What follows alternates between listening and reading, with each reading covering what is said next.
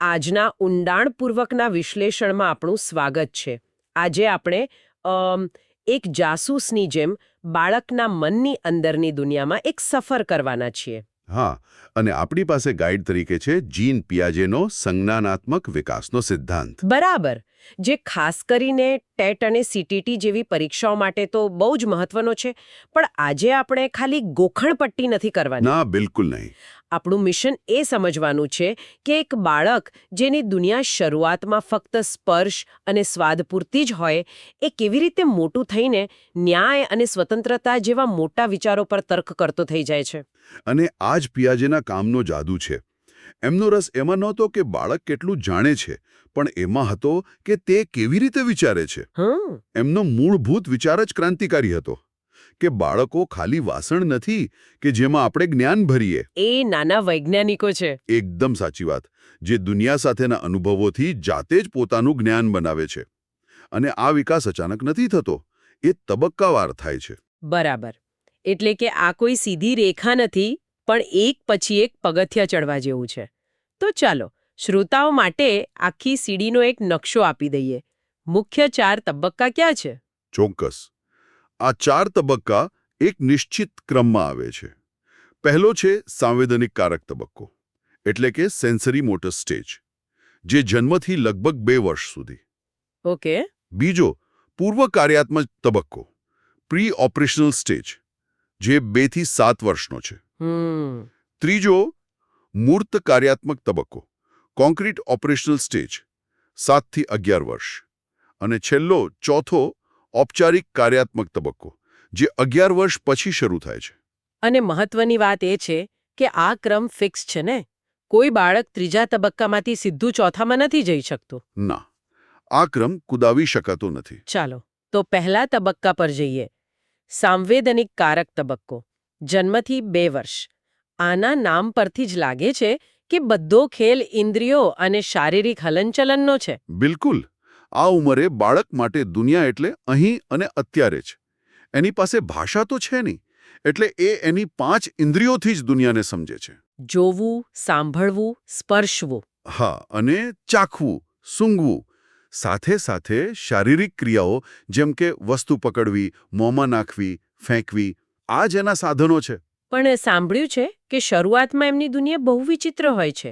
મતલબ, જો કોઈ રમકડું એની સામેથી હટાઈ લો તો એના મગજ માટે જાણે એ રમકડાનું અસ્તિત્વ જ નથી, એ ગાયબ થઈ ગયું, પૂરું. ઓહ, આ તો out of site out of mind જેવી વાત થઈ. એટલે જો મમ્મી રૂમની બહાર જાય તો બાળક માટે મમ્મીનું અસ્તિત્વ જ ખતમ. શરૂઆતના થોડા મહિનાઓ બરાબર એવું જ હોય છે.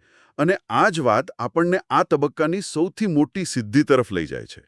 જે છે ઓબ્જેક્ટ પરમેનન્સ, એટલે કે વસ્તુ સ્થાયિત્વ. લગભગ 8-9 મહિના પછી બાળક ધીમે ધીમે સમજવા લાગે છે કે વસ્તુઓ કે વ્યક્તિઓ દેખાતી બંધ થઈ જાય તો પણ એમનું અસ્તિત્વ તો રહે જ છે. અચ્છા, એટલે જ બાળકો એ ઉંમરે મમ્મી પપ્પાથી દૂર થતા રડે છે, જેને આપણે સેપરેશન એન્ઝાયટી કહીએ છીએ. આ એક બહુ મોટો સંજ્ઞાનાત્મક કૂદકો છે. વાહ, આ તો ખરેખર એક નવી દ્રષ્ટિ છે. તો હવે બાળક સમજી ગયું છે કે દુનિયા સ્થિર છે, પણ હવે એ બોલવાનું શરૂ કરે છે, ભાષા શીખે છે, અને અહીંથી એક નવી જાદુઈ દુનિયા ખુલે છે. હા, અને એ જ આપણને બીજા તબક્કામાં લઈ જાય છે, પૂર્વ કાર્યાત્મક તબક્કો, 2 થી 7 વર્ષ. અહીં ભાષા અને કલ્પના શક્તિનો વિસ્ફોટ થાય છે. બાળક હવે લાકડીને ઘોડો બનાવીને દોડાવી શકે છે, બોક્સને ગાડી બનાવી શકે છે. આ છે સિમ્બોલિક થિંકિંગ, એટલે કે પ્રતિકાત્મક વિચાર. પણ એની વિચાર સરણીમાં હજુ તર્કનો અભાવ હોય છે, ખરું ને? અને એની સૌથી મોટી મર્યાદા, પેલું શબ્દ ઇગોસેન્ટ્રિઝમ, અહંકેન્દ્રવાદ. હા, અહંકેન્દ્રવાદ. આ શબ્દ સાંભળીને તેવું લાગે કે બાળક બહુ સ્વાર્થી છે, પણ એવું નથી, બરાબર ને? બિલકુલ નહીં. આનો સ્વાર્થ સાથે કોઈ સંબંધ નથી. આનો સીધો અર્થ એ છે કે તે દુનિયાને ફક્ત અને ફક્ત પોતાના દૃષ્ટિકોણથી જ જોઈ શકે છે. ઓકે. એને એ સમજવામાં જ મુશ્કેલી પડે છે કે બીજા કોઈનો દૃષ્ટિકોણ એનાથી અલગ હોઈ શકે છે. એ માની લે છે કે જે એ જુએ છે, જે એ વિચારે છે, એ જ આખી દુનિયા જુએ છે ને વિચારે છે. અચ્છા, એટલે આ જ કારણ છે કે નાનું બાળક સંતાકૂકડી રમતી વખતે ખાલી પોતાની આંખો બંધ કરી લે છે અને માની લે છે કે જો એ કોઈને નથી જોઈ શકતું તો કોઈ એને પણ નથી જોઈ શકતું. એકદમ પરફેક્ટ ઉદાહરણ. આ સીધું જ અહંકેન્દ્રવાદનું ઉદાહરણ છે. અને આ તબક્કાની બીજી એક મોટી મર્યાદા છે પેલો પાણીવાળો પ્રયોગ. હા, કન્ઝર્વેશન એટલે કે સંરક્ષણના ખ્યાલનો અભાવ. આ સમજવું બહુ જ જરૂરી છે. સમજાવો. જુઓ, તમે 2 સરખા ગ્લાસમાં સરખું પાણી ભરીને બાળકને બતાવો તો એ કહેશે કે પાણી બરાબર છે. પણ પછી એની સામે જ એક ગ્લાસનું પાણી એક લાંબા અને સાંકડા ગ્લાસમાં નાખો. હવે પાણીની સપાટી ઊંચી જશે. હવે તમે પૂછો કે કયા ગ્લાસમાં વધુ પાણી છે તો એ તરત જ લાંબા ગ્લાસ તરફ આંગળી ચીંધશે. ભલે એણે પોતાની આંખે જોયું હોય કે પાણી એટલું જ છે. આવું કેમ થાય છે? કારણ કે એનું મગજ એક સમયે માત્ર એક જ પાસા પર ધ્યાન કેન્દ્રિત કરી શકે છે, જેને સેન્ટ્રેશન કહેવાય. આ કિસ્સામાં એ ફક્ત પાણીની ઊંચાઈ જોઈ રહ્યું છે. ગ્લાસની પહોળાઈને ધ્યાનમાં નથી લઈ શકતો. બરાબર. અને માનસિક રીતે ક્રિયાને ઉલટાવી પણ નથી શકતું કે જો આ પાણી પાછું પેલા ગ્લાસમાં નાખું તો સરખું જ થઈ જશે. આ તાર્કિક ક્ષમતા હજુ વિકસી જ નથી. તો આ તબક્કામાં બાળક પોતાની કલ્પનાની દુનિયામાં રાજા છે, પણ પોતાના દૃષ્ટિકોણમાં કેદ છે. તો એ આ કેદમાંથી બહાર ક્યારે આવે છે? અહીંથી જ તર્કની શરૂઆત થતી હશે. બરાબર. અને એ જ આપણો ત્રીજો તબક્કો છે, મૂર્ત કાર્યાત્મક તબક્કો, 7 થી 11 વર્ષ. અને અહીં બાળકની વિચારસરણીમાં એક મોટો ફેરફાર આવે છે. હા, એક મોટો ભૂકંપ આવે છે. હવે તર્કનો પ્રવેશ થાય છે. હવે એ પેલો પાણીવાળો પ્રયોગ સમજી શકે છે. એને ખબર છે કે ગ્લાસનો આકાર બદલાય પણ પાણીની માત્રા તો સરખી જ રહે છે. એને કન્ઝર્વેશનનો ખ્યાલ હાંસલ કરી લીધો છે. હવે એ રિવર્સિબિલિટી એટલે કે વિપરીતતા સમજે છે. જેમ કે જો 5 + 3 = 8 થાય તો 8 - 3 = 5 જ થાય. એ વસ્તુઓનું ક્લાસિફિકેશન એટલે કે વર્ગીકરણ કરી શકે છે. રંગ, આકાર, કદના આધારે વસ્તુઓ ગોઠવી શકે છે.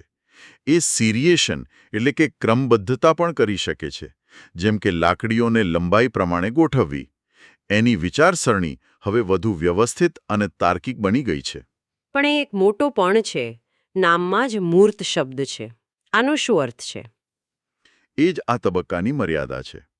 એની બધી જ તાર્કિક શક્તિઓ એવી વસ્તુઓ પર જ કામ કરે છે જે ભૌતિક રીતે હાજર હોય, જેને એ જોઈ શકે, સ્પર્શી શકે. એટલે કે મૂર્ત વસ્તુઓ. હા, તમે એને પૂછો કે ન્યાય શું છે અથવા સ્વતંત્રતાનો અર્થ શું થાય તો એ ગુંજવાઈ જશે. કારણ કે આ અમૂર્ત ખ્યાલો છે. એના માટે હજુ એ તૈયાર નથી. ઠીક છે. તો હવે તેઓ જે જોઈ શકે છે તેના વિશે તર્ક કરી શકે છે. પણ જીવનના મોટા પ્રશ્નો જેમ કે પ્રેમ, ન્યાય, નૈતિકતા એ તો અમૂર્ત છે. તો આ અંતિમ પડાવ કેવી રીતે પાર થાય? બિલકુલ. અને એ જ આપણને છેલ્લા તબક્કા પર લાવે છે. 11 વર્ષ પછી શરૂ થાય છે ઔપચારિક કાર્યાત્મક તબક્કો. જ્યાં કિશોર લગભગ એક વૈજ્ઞાનિકની જેમ વિચારવાનું શરૂ કરે છે. હા, આ તબક્કાની સૌથી મોટી સિદ્ધિ છે એબ્સ્ટ્રેક્ટ થિંકિંગ એટલે કે અમૂર્ત વિચાર. હવે વ્યક્તિ એવી બાબતો વિશે વિચારી શકે છે જે ભૌતિક રીતે હાજર નથી. એટલે હવે તર્ક ભૌતિક દુનિયાના બંધનમાંથી મુક્ત થઈ ગયો. હા, અને તે હાઇપોથેટિકલ રીઝનિંગ એટલે કે કાલ્પનિક તર્ક પણ કરી શકે છે. જો આવું હોત તો શું થાત જેવા પ્રશ્નો. બરાબર. જેમ કે જો માણસોને પાંખો હોત તો દુનિયા કેવી હોત? આ પ્રશ્ન પર એ માત્ર કલ્પના જ નહીં કરે, પણ એના સંભવિત પરિણામો વિશે તાર્કિક રીતે વિચારશે. સમાજ પર, શહેરની રચના પર, પરિવહન પર શું અસર થાત? એ બધું જ. પણ અહીં મારા મનમાં એક પ્રશ્ન છે. શું ખરેખર બધા જ લોકો આ ઔપચારિક કાર્યાત્મક તબક્કા સુધી પૂરી રીતે પહોંચી શકે છે? આ બહુ સારો પ્રશ્ન છે. અને પિયાજેના સિદ્ધાંતની આ એક ટીકા પણ છે. સંશોધનો એવું કહે છે કે જ્યારે અમુક લોકો આ ક્ષમતા વિકસાવે છે, ત્યારે બધા જ લોકો બધી પરિસ્થિતિઓમાં એનો સતત ઉપયોગ નથી કરતા. પણ સૈદ્ધાંતિક રીતે આ માનસિક વિકાસનું શિખર છે. ઠીક છે. તો આપણે વિકાસના આ 4 અદ્ભુત તબક્કાઓ સમજ્યા. પણ મારા મગજમાં મોટો પ્રશ્ન એ છે કે આ ફેરફાર થાય છે કેવી રીતે? મતલબ, આની પાછળનું મિકેનિઝમ શું છે? તમે એકદમ સાચા મુદ્દા પર આવ્યા છો. આ આખી વાતનો સાર છે. પિયાજેના મતે આપણા મગજમાં દુનિયાને સમજવા માટે માનસિક માળખા હોય છે, જેને એ સ્કીમા કહે છે. સ્કીમા એટલે કે કમ્પ્યુટરમાં ફોલ્ડર હોય એના જેવું. હા, બરાબર એના જેવું. કૂતરો માટે એક ફોલ્ડર, બિલાડી માટે એક ફોલ્ડર.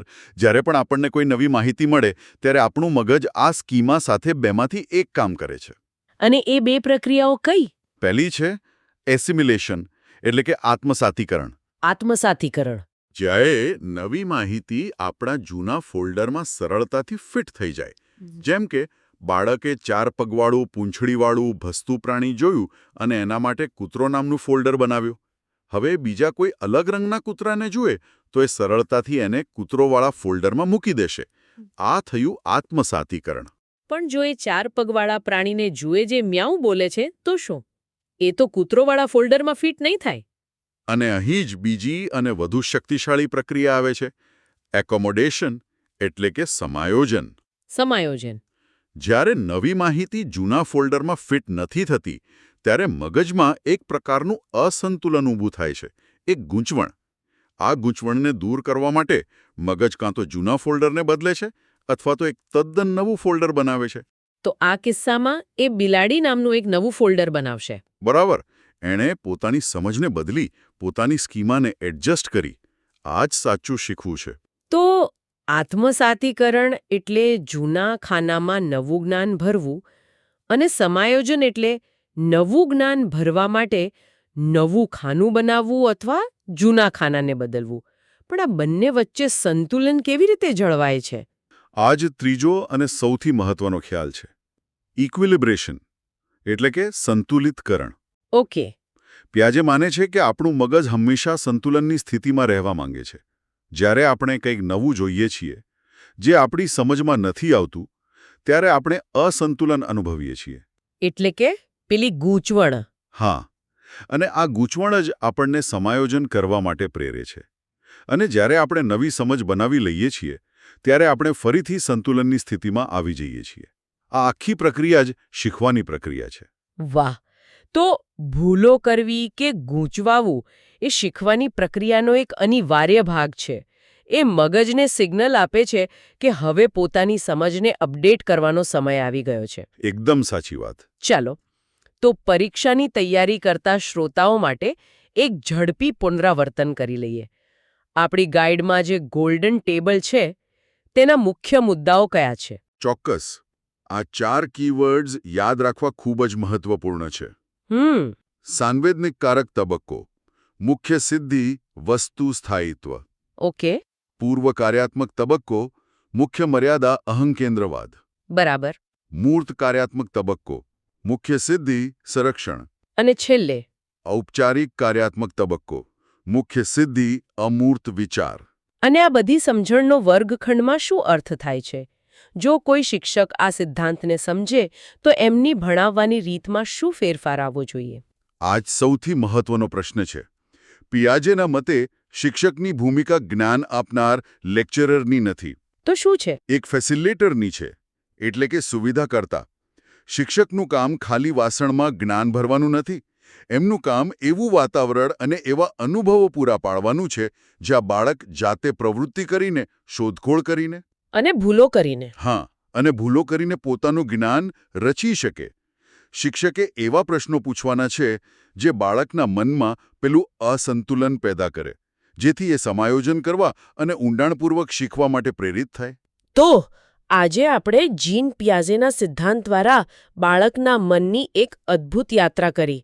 આપણે જોયું કે કેવી રીતે એક શિશુ જે ફક્ત શારીરિક અનુભવોથી દુનિયાને સમજે છે તે ધીમે ધીમે વિકસીને એક એવો કિશોર બને છે જે અમૂર્ત અને કાલ્પનિક વિષયો પર પણ તર્ક કરી શકે છે. અને આ સમગ્ર વિશ્લેષણ આપણને એક અંતિમ અને બહુ જ શક્તિશાળી વિચાર પર લાવીને મૂકે છે. શું છે એ વિચાર? પિયાજેનું કાર્ય આપણને માત્ર એ જોવા માટે નથી પ્રેરતું કે વિદ્યાર્થી શું જાણે છે, પણ એ સમજવા માટે પ્રેરણા આપે છે કે તે કેવી રીતે વિચારી રહ્યો છે.